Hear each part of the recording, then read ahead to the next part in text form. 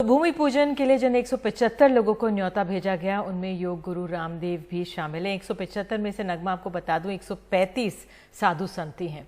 तो रामदेव से बात की हमारे सहयोगी कमाल खान ने। आइए आपको बातचीत सुनाते हैं। भगवान राम के मंदिर के लिए जो भूमि पूजन होने जा रहा है उनमें देश के जो बहुत चुनिंदा लोग इनवाइट किए गए हैं उनमें बाबा रामदेव भी एक हैं। बाबा सबसे पहले तो ये पूछेंगे कि कैसा मन में भावना है जब आप इस मौके के गवाह होंगे जिसे बहुत कम लोग खुद अपनी आंखों से देख पाएंगे, बाकी लोग टीवी पे। तो नाम ही कमाल खान है और कमाल हो गया। माने युगों युगों से जो प्रतीक्षा थी वो हमारी प्रतीक्षा पूरी हुई है और मैं राम के चरित्र के जो विविध आयाम हैं मैं उनको मात्र एक आराध्य ही नहीं मानता। वो आराध्य तो हैं, वो एक अवतारी सत्ता हैं, वो नरों में नारायण हैं, वो मानवों में महामानव हैं, पुरुषों में महापुरुष हैं, वो मर्यादा पुरुषोत्तम है। लेकिन इसके साथ साथ मैं एक बात कहता हूँ, वो एक आदर्श पति है, वो एक आदर्श पुत्र है, वो एक आदर्श राजा है और उन्होंने अपने मातृपितृ धर्म को, अपने पति धर्म को, पत्नी धर्म को, उन्होंने अपने राष्ट्र धर्म को, मानव धर्म को, राज्य धर्म को प्रामाणिकता से निभाया। चाहे उनको हम पूर्वज माने। आज जो हिंदू और मुसलमान के नाम पर बंटवारा है, हमारे पूर्वज तो हम नहीं बदल सकते, मूल को कैसे भूल जाएंगे? तो राम हमारे पूर्वज हैं, इस नाते वो हिंदुओं के भी पूर्वज हैं। कुछ मुसलमान भाइयों को जब मैं बात कहता हूँ कहते हैं बात तो स्वामी जी सही कह रहे हो लेकिन ये मामला थोड़ा सांप्रदायिक हो रहा है।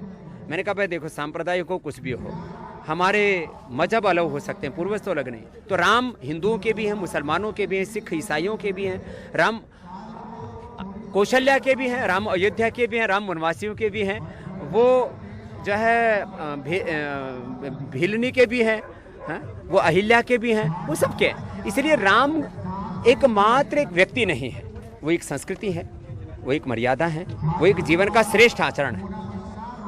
इसलिए सब रूपों में जब मैं राम को देखता हूँ तो मुझे सब रूपों में राम ही राम दिखते हैं। सिया राम मैं सब जग जानी, करो प्रणाम जोड़ी जुग पानी। देखिए, राम भगवान हो सकता है सबके ना हो जी, लेकिन मर्यादा पुरुषोत्तम तो सबके होते हैं। इसीलिए राम धर्मों के आर पार जाते हैं। अल्लामा इकबाल कहते हैं कि है राम के वजूद पे हिंदोस्तां को नाज, अहले नज़र समझते हैं उसको इमाम हिंद। तो एक मुस्लिम शायर उसको इमाम हिंद कहते हैं।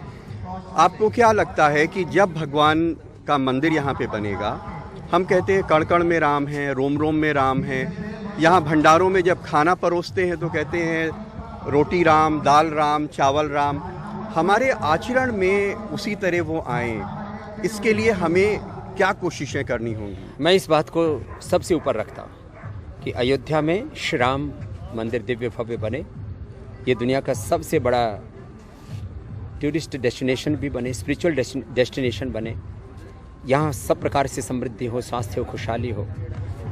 और राम मंदिर बनने के साथ सबसे बड़ी बात है राम जैसा चरित्र राष्ट्र का हो, और मैं इसी का उपासक हूँ। आपको शायद ही जानकारी होगी कि पतंजलि में कोई मंदिर नहीं है और मेरा बचपन का नाम रामकृष्ण है और राम को मैं जीता हूँ और राम को अपने हृदय में रखता हूँ।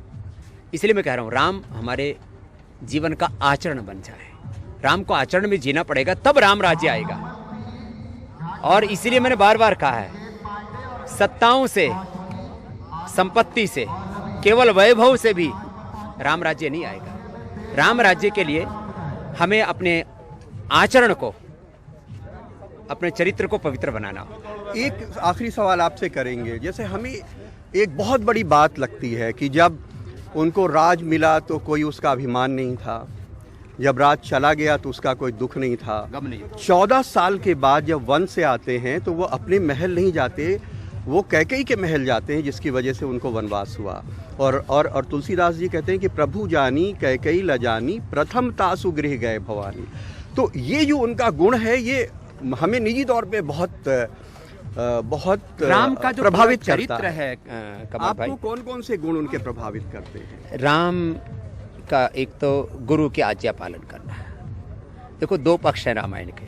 एक तो ये कि वो कैकेयी के इस षड्यंत्र से वन को गए, दूसरा ये था कि उनको गुरु वशिष्ठ ने पढ़ाया और विश्वामित्र असुरों के संहार के लिए उनको वन को लेकर के गए।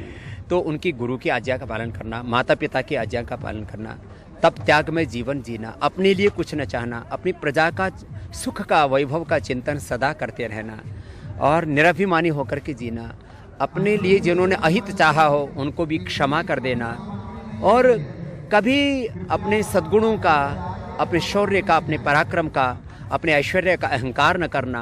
माने एक मानव में जो एक्सट्रीम हो सकती है ह्यूमिलिटी की, वो सारी मानवीयता की पराकाष्ठा यदि किसी एक महापुरुष में जो है समग्रता से देखने को मिलती है, वो सारी दिव्यताएं एकीभूत होकर के यदि कहीं एक महापुरुष में, एक महामानव में प्रकट होती है तो वो मर्यादा पुरुषोत्तम भगवान श्री राम है। मंदिर बहुत अच्छी बात है, लेकिन वो हमारे आचरण में हमारे आम लोगों के कैसे आएंगे? क्या करना चाहिए कि वो राम और सीता जैसा चरित्र बना ले, बस इसमें सब कुछ आ गया। राम हमारी चरित्र है और ये जब तक नहीं होगा तब तक राम राज्य का सपना अधूरा रहेगा। इसलिए राम मंदिर बने, लेकिन साथ में राम जैसा चरित्र भी इस राष्ट्र का बने।